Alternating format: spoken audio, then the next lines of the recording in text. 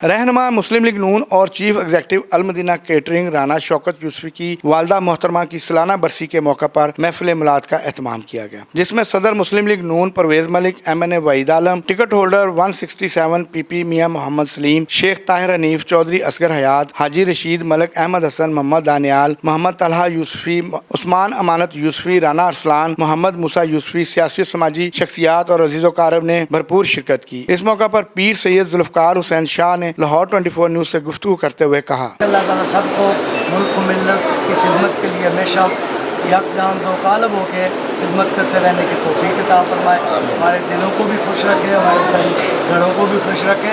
हमें पूरे पाकिस्तानियों से, मुसलमानों से सच्चा प्यार करने की तौफीक अता फरमाए। दिलों में हर किस्म के बुग़्ज़ को दूर फरमा के अपने घर में खड़े अपना बना रहने की तौफीक अता फरमाए। प्यारे बीबी पाक अलैहिस्सलाम के सदक़े हमें अपने औलादों को भी मोहब्बत रसूल का दर्स देने की तौफीक अता फरमा। सबका आना जाना कबूल फरमा।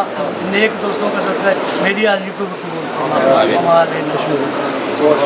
मेरे वालिदैन का ये सालाना 12वां ख़त्म था और हमने हमारे बाबा जी की दुआओं को तो खैर ये खैर वाक़े से हुआ और आज 5 महीने के बाद हमारी महफिल मुबारक शुरू हुई है।